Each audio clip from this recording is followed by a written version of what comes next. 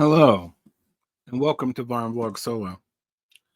And recently I've been doing discussions of Hobbes with the work of Alan Ryan, and I'm going to be using Alan Ryan, Michael Sandel, and David Graeber and Marshall Sahlins today, as well as alluding to, in the name of the title, The Politics Which Is Not One, The Sex Which Is Not One by Luce Irigaray, a Lacanian feminist who in the late 70s wrote a kind of understanding of feminism from the Lacanian perspective. Um,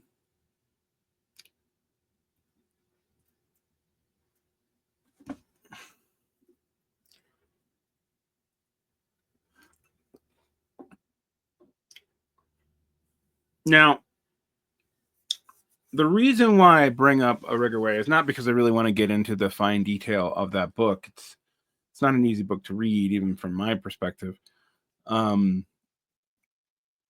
It's because I want people to think about a kind of image or simulacrum of politics that is about individual psychology, not just about like the spectacle or whatever you mean by that. And to get to that, I have to go into what politics is and isn't. And we have to think about that pretty deeply. So let's start with a reading here from Alan Ryan. This is from volume 1 of book 1. Book 1 of On Politics. This is from the classical tradition section.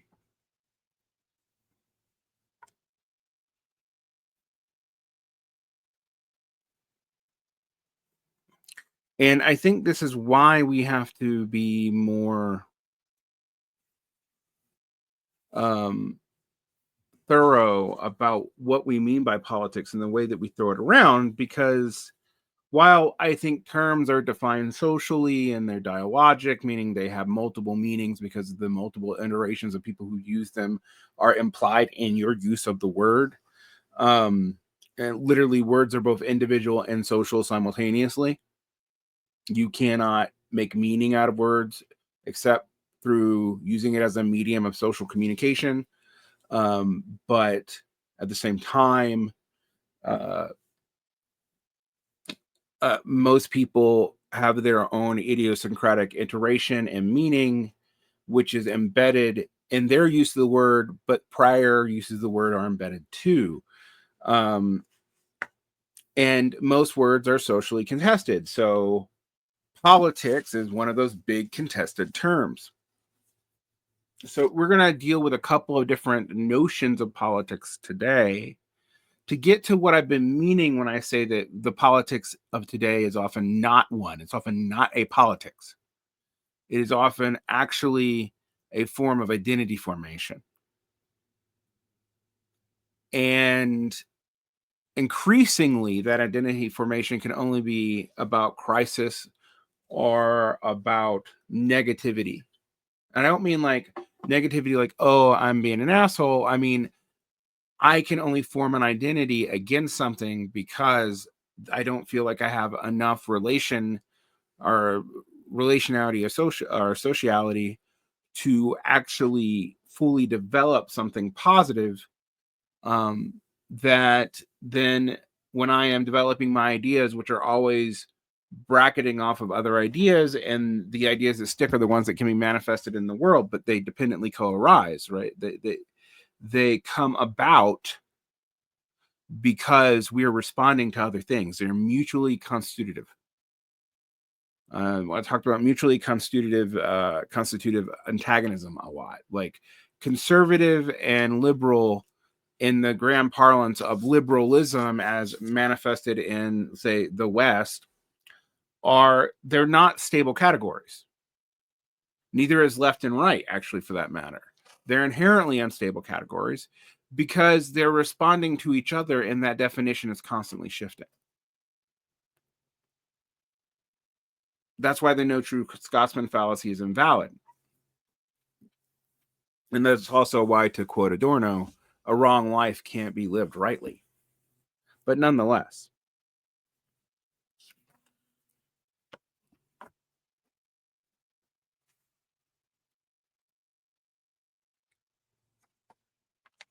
Let's start with Ryan here.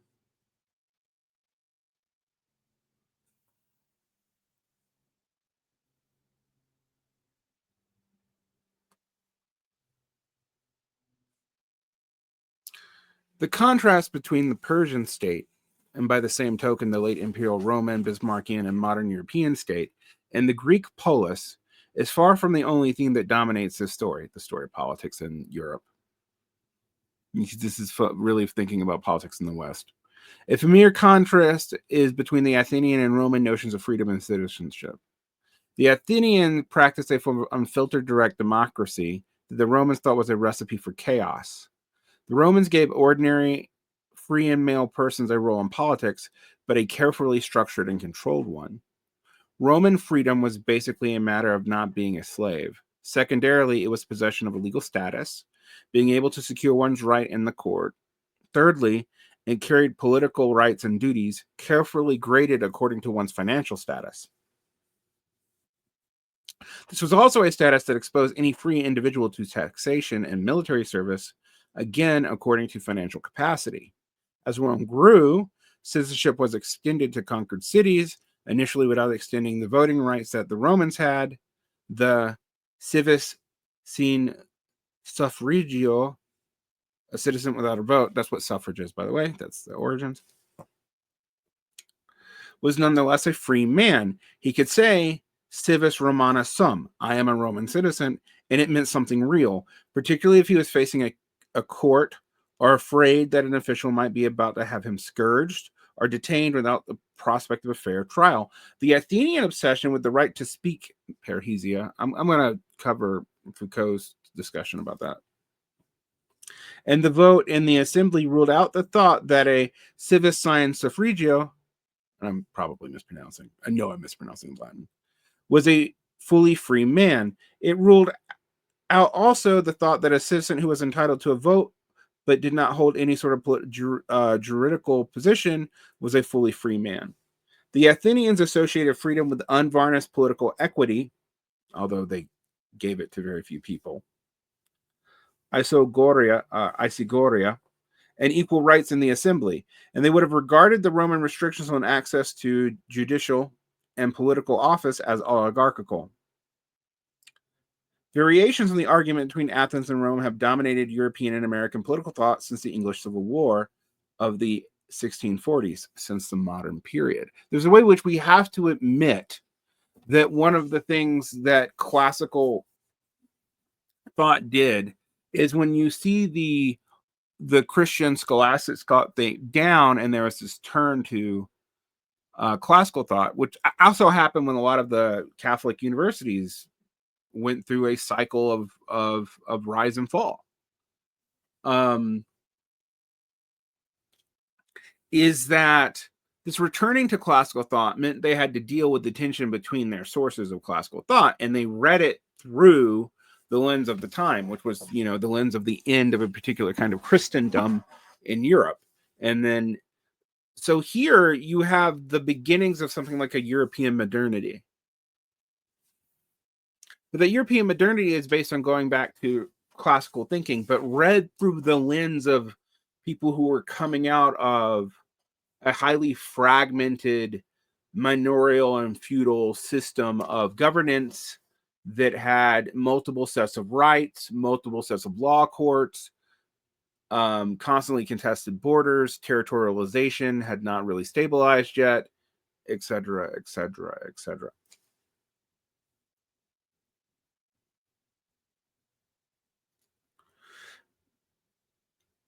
How far we can, and indeed how far we should be tempted to, follow the Athenian in securing political equality for all citizens in the face of differences in wealth, education, civic mindedness, competence, and public experience is an unanswered question. And it's unanswered for both what we mean conventionally by liberals and conventionally by conservatives. They are both in many ways uncomfortable with absolute direct democracy.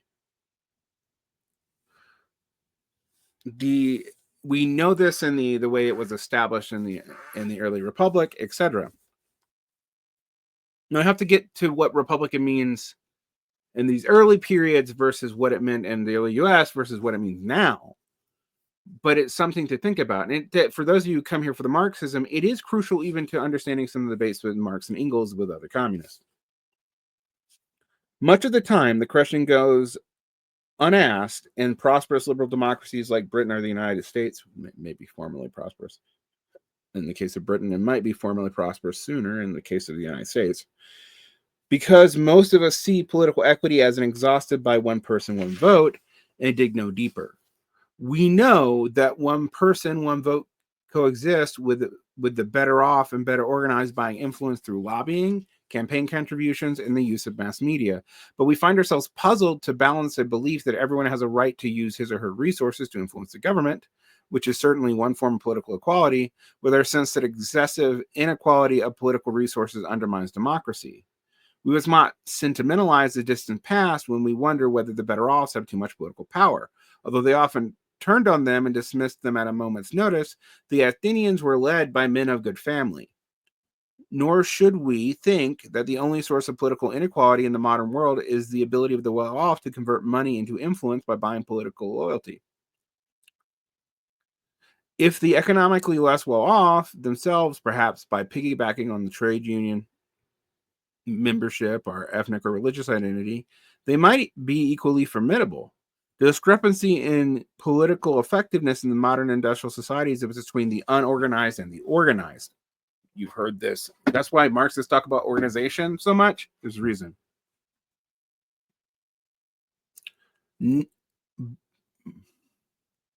Money is the lifeblood of organization because it's the lifeblood of the ability to control labor. Still Marxist here, but maybe not as rigorously focused just on that.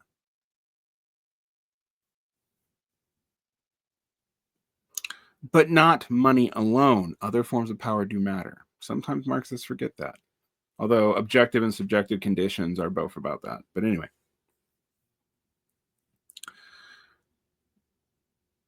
Can democracies protect the public at large, unorganized individuals, against well-organized special interests? The question plagues all modern democracies. Neither intellectually nor institutionally have we advanced very far beyond Rousseau's identification of the problem 2.5 centuries ago in The Social Contract.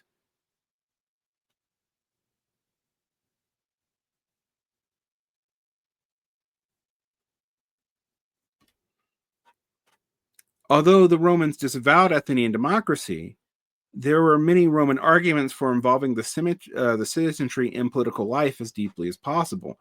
Machiavelli had no taste for Athenian democracy, but preferred citizen armies to mercenary troops because they're more accountable to the public. And like Roman writers before him and innumerable writers after him thought that, given the right arrangement, the uncorrupt ordinary people could check the tendency of the rich to support republican institutions. That was a commonplace of anti-aristocratic republican thinking in the 18th and 19th century Europe, and it is a standing theme of the American populism. Many writers on the left have taken a simpler view of the need for popular participation. It is an old thought that unless the well-off use their numerical strength to set the advantages of the better off, they will lose. The less well-off will use their numerical strength to offset the advantages of the better off. They will lose out all in distribution of economic benefits that a modern industrial society can provide. It is the most obvious of the instrumental arguments for universal suffrage. That's why the bourgeois promoted it. It wasn't because they thought that the rabble were great. And remember, many of us come from the rabble, or maybe even are them. It is the most obvious of instrumental arguments for universal suffrage. Unless the worse off have an adequate say in the rules that regulate the economy in which they earn their living, they will find themselves exploited. They're going to find themselves exploited anyway. Alan Ryan, I wish you were a Marxist. It would help this argument a little bit. Not that Marxism has everything right, but still. The history of the trade union legislation in Britain and the United States is a textbook example of that simple point. Not all arguments for widespread participation are instrumental, however. Many writers across the whole political spectrum have thought that it is morally better to have an active citizens than a mere consumer of whatever benefits accrue in the virtue of being an ordinary, economically productive member of one society. All Republicans, whether Athenian or Roman, agreed on that, even when they had grave doubts about who could be an active citizen, Certainly not women, but maybe ordinary working men? Question mark. That's in the text. The modern anxiety about popular participation in political life has a long history, but it also has a distinctive form. Greek city-states were plagued by civil war between oligarchs and democrats, and the last 100 years of the Roman Republic were marked by conflicts between the populares and the optimates, the proclaimed defenders of the interest of the people and the upper classes. For the 2 centuries, the argument had focused on the political role of elites and masses. The masses is a relatively modern term. Whether applied optimistically and looking to the awakening proletariat masses to make revolution ushers in the socialist millennium, are contemptuously and belittling how the low taste of uncultivated masses, good-natured when they welcome them huddled masses yearning to be free, are merely descriptively as meaning simply a lot of people. The term emerged during the Industrial Revolution at a time of rapid population growth and rapid urbanization. But the contrast between the elite and the rank and file is ancient. The thought that astute practitioners of the political art can do almost anything they like with the masses is as old as the critics of Athenian democracy. And so it is relatively benign counterpart, the Platonic vision of the statesman as a shepherd, no more expecting to be second-guessed by the ordinary man than the shepherd expects to be second-guessed by his sheep. From Machiavelli to the present, thinkers have distinguished between the adept elite and the incompetent many, although we must admit to Dow, now we have the incompetent elite, and probably the incompetent many too. We may think that anyone who draws such a distinction in such terms can be no friend to democracy, but that is not true. If we are all persuaded in all societies only a small number of people will actually play a role in governing the society, it makes all the difference just how the elite secures and retains the allegiance of the many. A totalitarian elite employs secret police, a democratic elite employs pollsters and advertising agencies. Totalitarian elites, military juntas, and the like intend to hold power for life. And also, they actually sometimes care more about popular opinion for that reason. That's me adding that. Democratic elites will allow themselves to be thrown out by the electorate sometimes. Sometimes.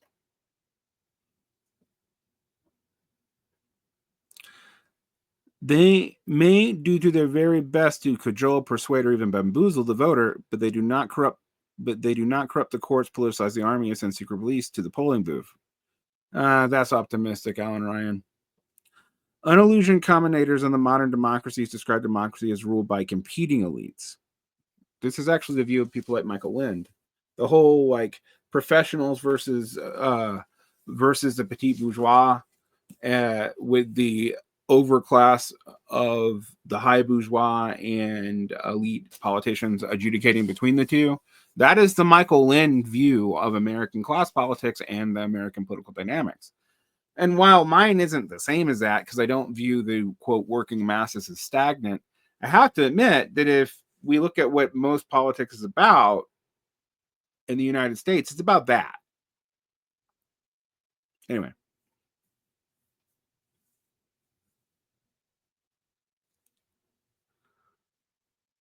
To competition between the better government than elite rule without competition and better government than the rule by mass meeting or by the direct democracy might involve. We are destined to be ruled by elites, but the circulation of elites will ensure the incompetent elites are replaced by more competent elites. Except that isn't happening anymore. Not really. The people may only get to choose between one elite or another, but the competition and free elections produce good government. Sometimes. Oh, Alan Ryan, this seems naive now.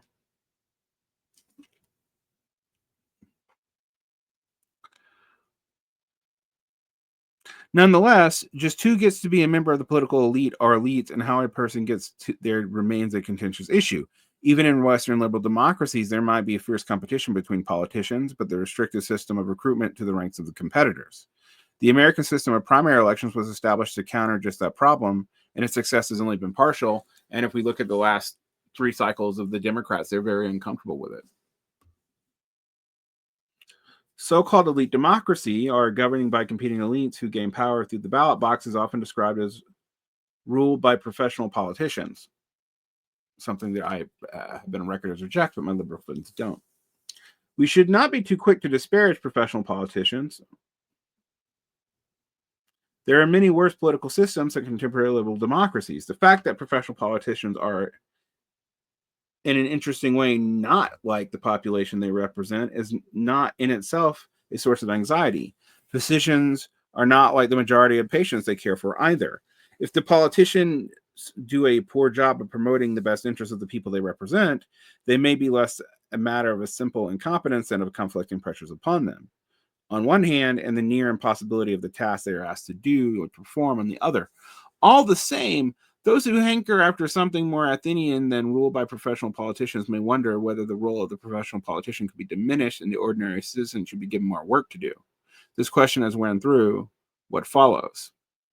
Another framing, the question was provided by the French political thinker Benjamin Constant early in the 19th century.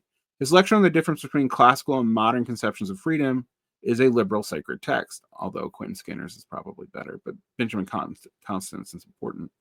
Freedom for the citizens of the ancient republics like Sparta or Athens was a matter of having a share in sovereign authority. It was essentially public and political. It came at a high price. Not only did such societies depend on the existence of slaves in order to free the citizen to do their citizen duties, see Athenian democracy, see the majority of the population not being a free citizen in Athenian democracy. But they were societies of mutual surveillance, in which everyone was under the scrutiny of everyone else. Modern freedom, in contrast, was essentially private until the internet. It has the ability to pursue private economic, literary, and religious concerns without having to answer to everyone else. It is freedom from the political sphere, rather than freedom in the political sphere.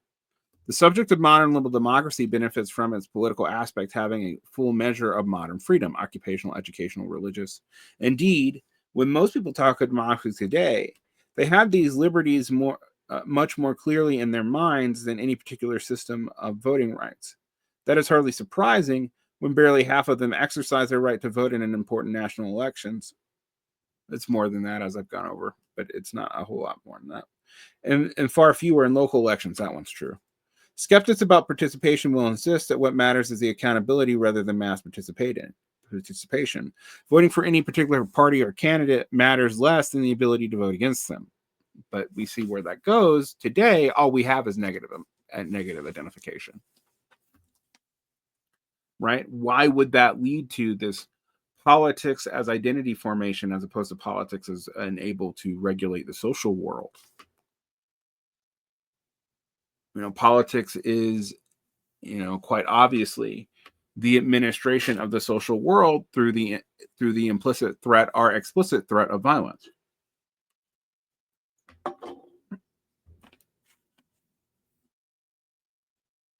And what used to be called people's democracies, otherwise one-party communist states, are guided democracies, otherwise dictatorships, there was a very high level of participation, along with frequent opportunities to register enthusiasm for the ruling party and its policies.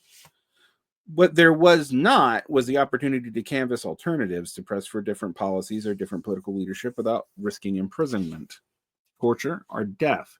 Imperfect as liberal democracy is, it yields a measure of accountability to the public that the experience of the past 100 years suggests is indispensable to decent government and the rule of law, asterisk, except now that it's breaking down and doesn't seem to do that anymore. Sorry, Alan Ryan. This book is from this book is from 2012, so it's about 12 years old now, and yeah. Turning our gaze away from politics momentarily, we should also reflect that when we talk of democracy, we often mean something social rather than political, what Alexis de Tocqueville called equity of condition. I do not, in what follows, say very much of the celebration in the modern Western world's commitment to forms of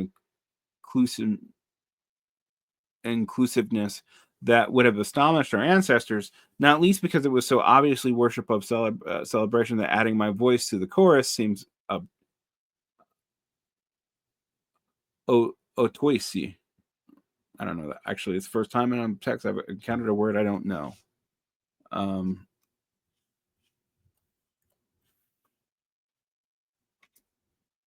Otoisi, serving no practical purpose. Otiosi. And it's an archaic word. It means the same thing as indolent or idle. Okay.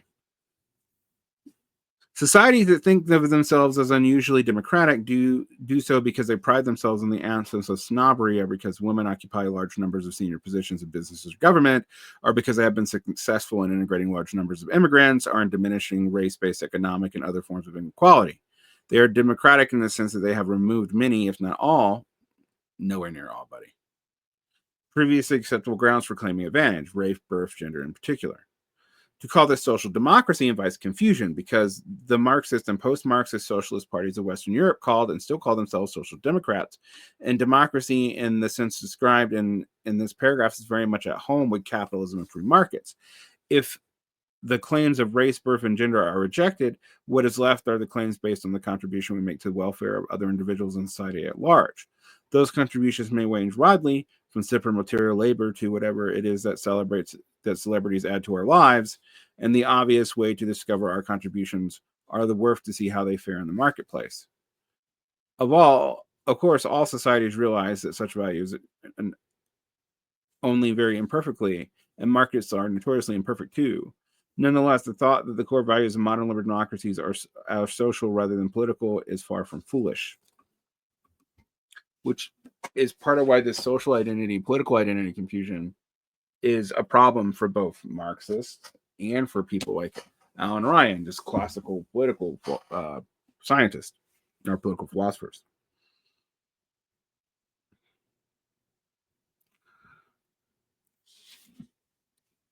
Now, that's one notion of what the political is. What Ryan says the political is in the West is basically competing oligarchies that are fragmented and pitted against themselves to allow for popular rule. And part of how that does this from the Republican conception, from this bourgeois Republican conception, is that it does it by playing the various elements of society against each other, and having people who are not that politically involved and not that socially powerful be part of the arbitration process. But that's not been the majority human view of what politics is. Even the quote Athenian view, well, the Athenian view didn't last very long, even before the Romans conquered everything. We have to deal with kings. So let's talk about that for a second.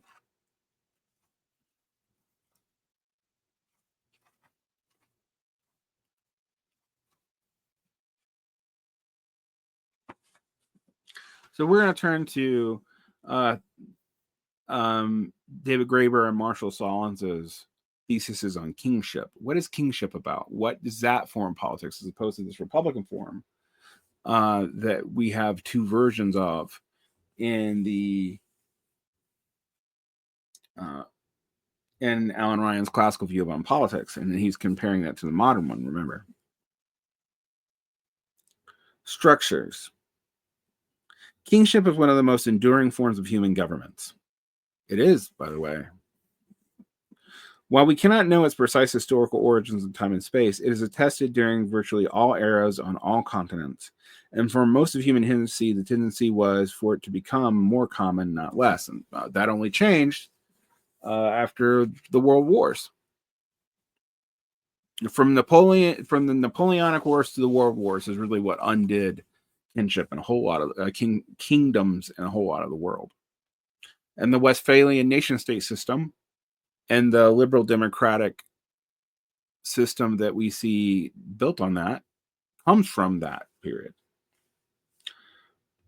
Once established, kings appear remarkably difficult to get rid of. It took extraordinary legal academics to be able to execute Charles I and Louis XVI. Simply killing a royal family, as with the czars, leaves one, apparently forever, burdened with substitute czars. And even today, it seems no coincidence that the only regimes almost completely untroubled by the Arab Spring revolts of 2011 were those with long-standing monarchies. Even when kings were deposed, the legal and political framework of the monarchy tends to live on, as evidenced in fact that all modern states are founded on curious and contradictory principles of popular sovereignty. The power once held by the king still exists. it is now just displaced into an entity called the people, a collective imaginary even called the people. This is why the sovereign focus that you see in Hobbes is so different from the Republican focus, even though they're both about sovereignty. Well, sovereignty in the people is just transferring the head of the state, literally in this metaphor, to everybody. So instead of a body with a head, you now have a body that is a head. One unanticipated side effect of the collapse of European colonial empires has been that the notion of sovereignty has become the basis of constitutional orders everywhere. The only partial exceptions being a few places like Nepal, kind of, and Saudi Arabia, which had monarchies of their own already. It follows that any theory of political life that does not take account of this or treats kinship as some kind of marginal, exceptional, or secondary phenomenon is not a very good theory. And this is something that I think you have to throw at Alan's introduction there. In this volume, we propose some elements for a theory of kingship. The arguments set out from the territory we have both explored already. In one case, it's classic essays on the stranger king, and another in the divine kingship of the Shiluk, I think. The collection focuses particularly on what has been called the divine or sacred kingship, but with the understanding that a thorough examination of this common feature can reveal the structures underlying monarchy and hence politics everywhere.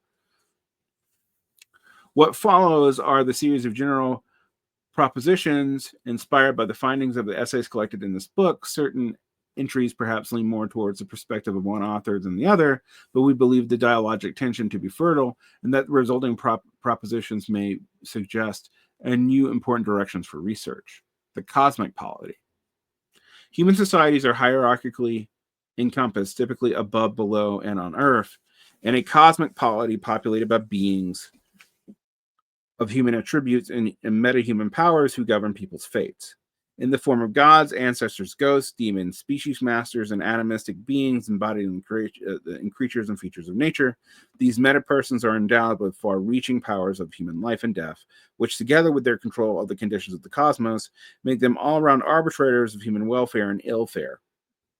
Even most loosely structured hunting and gathering peoples are thus subordinated to beings on the order of gods ruling over their great territorial domains and the whole of the human population. They are kingly beings in heaven, even when there are no chiefs on earth. It follows that the state of nature has a nature of the state. Given that the governance of human society by metapersonal authorities with ultimate life and death powers, something quite like a state is a universal human condition. This is coming from one of these people are anarchists, guys. Just remember that. It also follows that the king are imitations of gods rather than gods of kings. The conventional supposition that divinity is a reflex of society notwithstanding, in the course of human history, royal power has been derivative of and dependent on divine power. See the pharaohs. See most names of kings having gods in them. Indeed, no less in stateless societies than in major kingdoms, the human authorities emulate the cosmic ruling powers, the will of heaven. If in reduced form, shamans have miraculous powers of spirits with whom, moreover, they interact. Initiated elders or clan leaders act the god, perhaps in mass form, and presiding over human and natural growth. Chiefs are greeted and treated in the same way as gods. Kings control nature itself. What usually passes for the demonization of human rulers is better described historically as the humanization of the god. As a corollary, there are no secular authorities. Human power is a spiritual power, however pragmatically it is achieved. Authority over others may be acquired by superior force, inherited office, material generosity, or other means, but the power to do so or be so is itself deemed that of the ancestors, gods, or other external metapersons, or the sources of human vitality and morality. In a cultural framework, a political relation between a metapersonal ruler of the human fate is a raison d'être of earthly social powers. Moreover, as demonstrated in the worldly accomplishments, this access to the metahuman powers may be subjugated and effects on its people beyond those directly affected by the acts of persons of authority, its charisma, in its original God-infused sense. We're going to skip ahead a little bit. The precise historical trajectory by which divine power, sovereignty, popularly speaking, devoted from meta-human beings to actual human beings, if it can ever be reconstructed, will likely take many unexpected turns. For instance, we know of societies in Aboriginal California or Terra de Fuego, where arbitrary orders are given only during rituals in which human beings impersonate gods, but those who give the orders are not gods, but clowns who appear to represent the divine power in its essence. In the related societies, the Kakiuto, this develops into the clown police who hold sway during the entire ritual season. Then, in yet others, the more straightforward seasonal police. In such cases, sovereignty is contained in time outside of the specific original seasonal context. Decentralization ensues, and those vested with the sovereign powers during the ritual season are no different from and have no more say than anyone else. Sacred kingship, in contrast, would appear to be largely a means of containing the sovereign power in space. The king, it is almost always asserted, has total power over the lives and possessions of his subjects, but only when he is physically present. As a result, an endless variety of strategies are employed to limit the king's freedom of motion. Yet, there at the same time a mutual constitutive relation between the king's containment and his power. There are very taboos that constrain him are also the ones that render him transcendently a meta being. Skip ahead more. Political struggle over the power of the king generally takes the form of the battle between two principles, divine kingship and sacred kingship. In practice, divine kingship is the essence of the sovereign.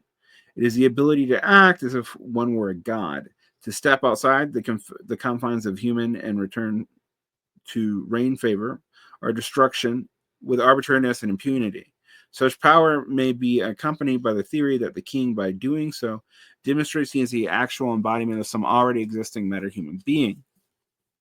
But it may not be. It could easily be that by acting this way, the king himself becomes a meta-human being. Japanese shoguns, a few anyway, Roman emperors, Ganda Kabaka, all could be called gods in their own right. To be sacred, in contrast, is to be set apart, hedged about customs and taboos, restrictions surrounding sacralized kings. Not to touch the earth, not to see the sun, and Fraser's favorite dictum. Are is not only a way of recognizing the presence of unaccountable divine power, but also crucially of confining, controlling, and limiting it. One can see these two principles as refractions of different moments in the stranger king's narrative. The first of the terrible power of the king on his arrival, the second, his incompetence that defeats the subject. But in this larger sense, we are both present simultaneously. All classic ideas of divine kingship, then the royal displays of arbitrary power, the king as scapegoat, regicide by duel or sacrifice, the use of royal effigies, ocular role of the dead monarchs, can be best understood as a different moves in the continual chess game played between king and the people, in which the king and his partisans intend to increase the divinity of the king, and the popular factions intend to increase his secularization, thus keeping him as a part of divine power, but removing him from everyday life. Now, this is a completely different ancient concept of politics than the classical one, although when you look at the Roman views of emperors and the pre-Republican, democratic views of tyrants, Tyrannus, and Greece, you do see some of this stuff still there. Now, all this stuff is really complicated for Marxists to deal with, because in Marxism, we're supposed to believe in some crucial way that this has to tie into material and social reproduction in some key way. Well, Graeber and Sahlins agree with that, and actually, although not in the way that Marxists would mean it. They think this is dealing with relational tensions and dealing with power relations between people. And in a way that's a much deeper than kind of like the Foucauldian sense of that term. We've been going for 40 minutes. This is the first of several series, but we see here that even in primitive notions of politics and kingship, there's a temptation, there's a need for politics to be part of what informs one's complex of the social self. But what we see today is that a lot of people's political morality as a manifestation of who they are, and whether or not it shows up as fandoms or something else, is actually a limiting or a depoliticization of popular sovereignty, because you are focusing on projecting your will on some abstract figure. And since we don't tend to have meta persons, it is usually a far removed demagogic figure, which may explain the kind of fragile, obtuse Bonapartism that we see emerge over and over again today. But we're going to have to dig into this a lot more deeply. So we'll be coming back to these books. I didn't even get to the Sandel today. And starting building up some idea of what these different notions of political justifications really are, and where they come from historically, and how they show up throughout time.